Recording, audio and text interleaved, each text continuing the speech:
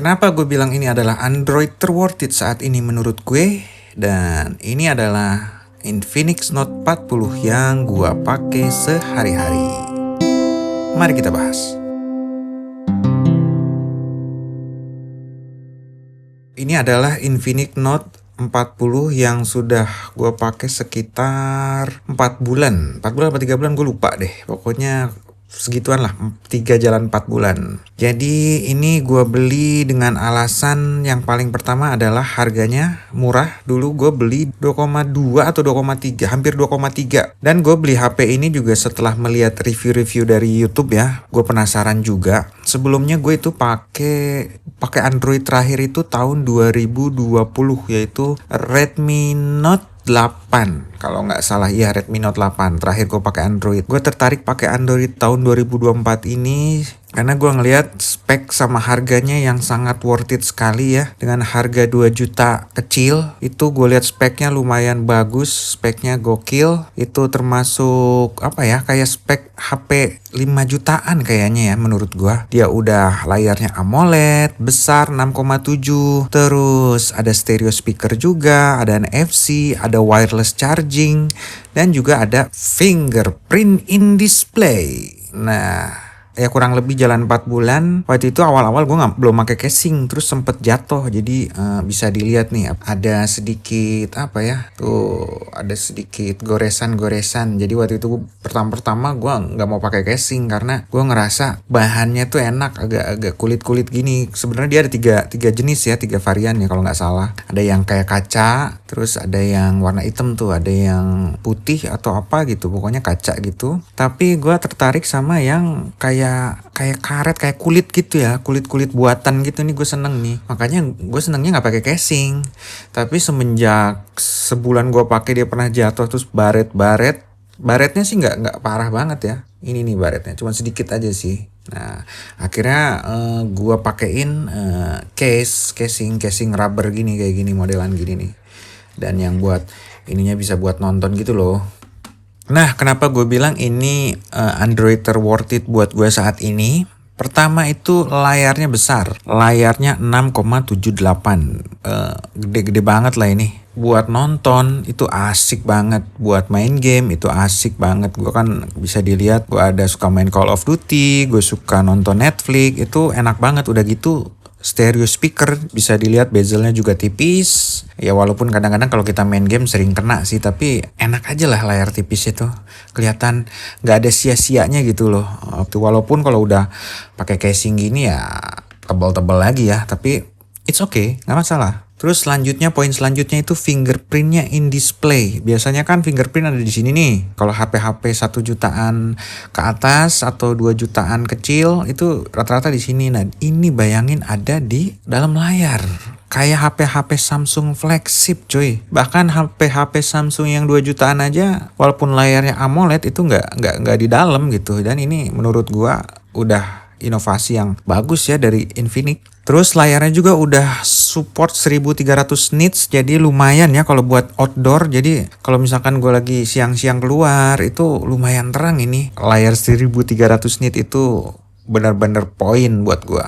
Nah terus selanjutnya ternyata gue suka kameranya loh. Ini Infinix Note 40 ini gue kameranya lebih suka ini ketimbang si iPhone 11 gue loh. Kameranya itu menurut gue bagus. Tuh dia bisa range jaraknya bisa segini nih, dia masih fokus. Menurut gua untuk harga 2 jutaan oke lah.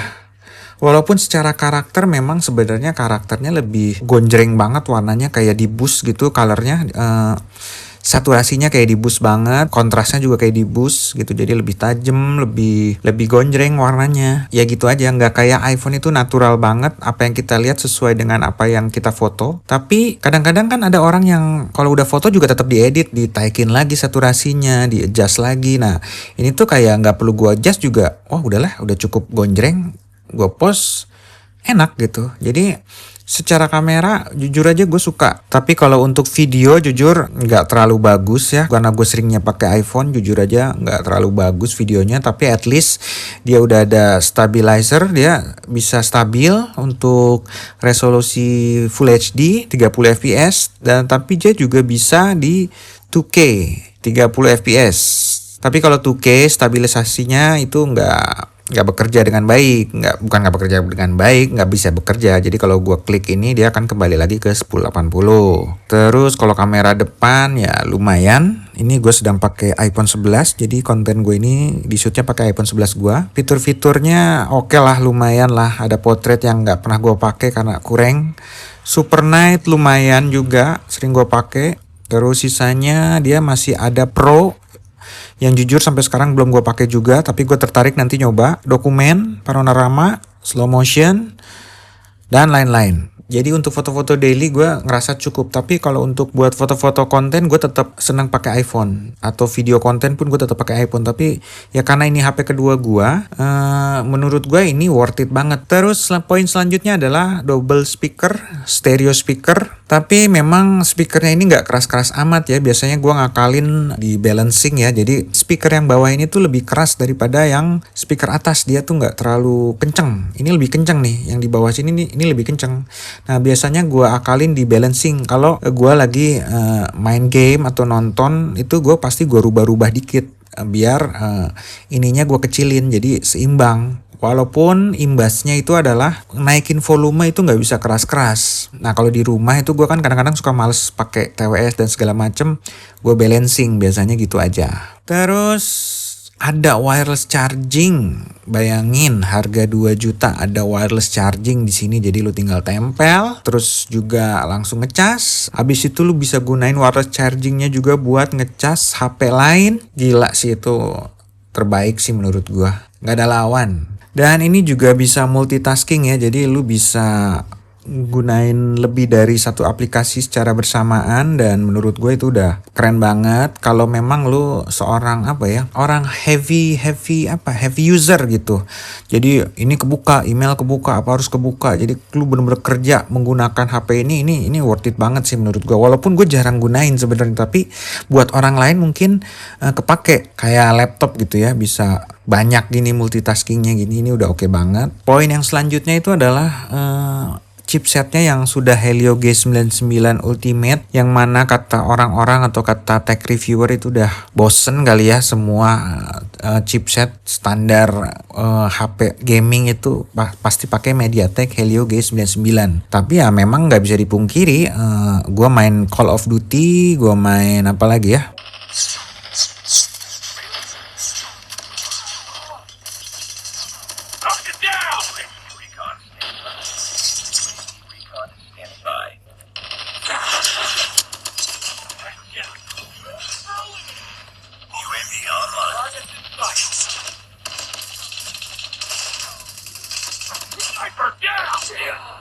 kebetulan di sini gue cuma ada Call of Duty doang ya, jadi gue memang gue bukan gaming banget sebenarnya. Jadi so far dia tuh bisa compatible sama banyak game seperti Genshin Impact, ZZZ, Wuthering Wave, dan lain-lain game-game yang sebenarnya berat gitu ya buat dimainin, tapi dia masih kuat karena chipsetnya itu yang oke lah untuk gaming.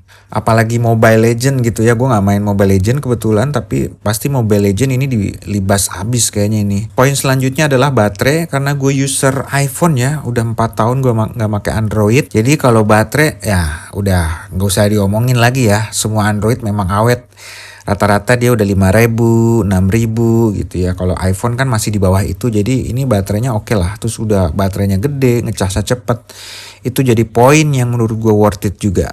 Terus menurut gua kenapa gua pakai ini juga, ada aplikasi yang tidak support di iOS. Jadi memang itulah kelemahannya iOS. Jadi developer lokal tuh kadang-kadang susah untuk masuk ke aplikasi-aplikasi di Apple Store. Lebih mudah di Play Store. Kayak gua beli HP ini juga karena gua punya usaha. Gua itu butuh yang namanya Gobis. Gua jualan juga kan, gua ada usaha kuliner. Jadi karena di iOS nggak ada, jadi gue harus beli Android mau nggak mau. Makanya gue cari-cari lagi Android yang paling worth it buat gue. Ya udah, itu alasan gue juga pakai HP ini sih. Terus kalau ngomongin kekurangan, jujur aja ya, kekurangannya nggak ada kalau kata gue. Ini bukannya gimana ya? Mungkin build quality kali ya. Build quality-nya ini ringkih kayaknya gitu ya, jatuh sekali gampang banget lecet. Tapi Kayaknya semua HP juga kayak gitu, flagship juga gitulah.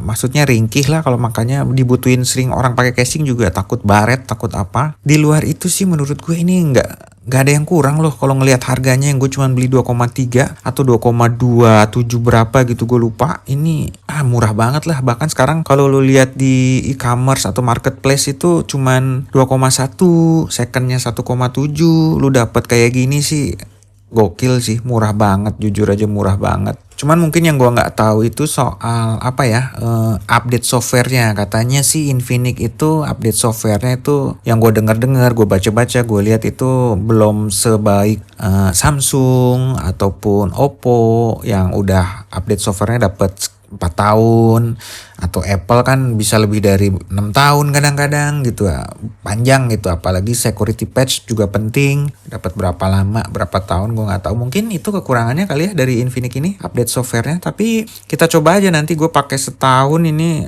apakah gue masih tetap pakai atau enggak, karena gue termasuk orang yang sekarang ini jarang jual beli HP, jarang ganti. Ada HP baru gue cari yang worth it buat gue aja. Jadi ini termasuk yang sangat worth it sekali. Gila, keren kan? Tuh, lu bisa lihat, wih, kulit-kulitnya. Nih, enak lo dipegang, kayak HP mahal, kayak pakai casing. Ya gitu aja menurut gue video kali ini tentang HP Android terworth it menurut gue saat ini ya, Infinix Note 40. Dan banyak sih sebenarnya, ada Infinix Note 40S, ada Pro dan lain-lain. Tapi buat harga menurut gue ini paling worth it, udah dapat semuanya menurut gua. Dan bener-bener kata orang julukannya King Phoenix buat brand Infinix tuh kayaknya bener sih. Oke, sekian dulu aja dari gua. Nanti kita ketemu lagi di video selanjutnya. See you next time.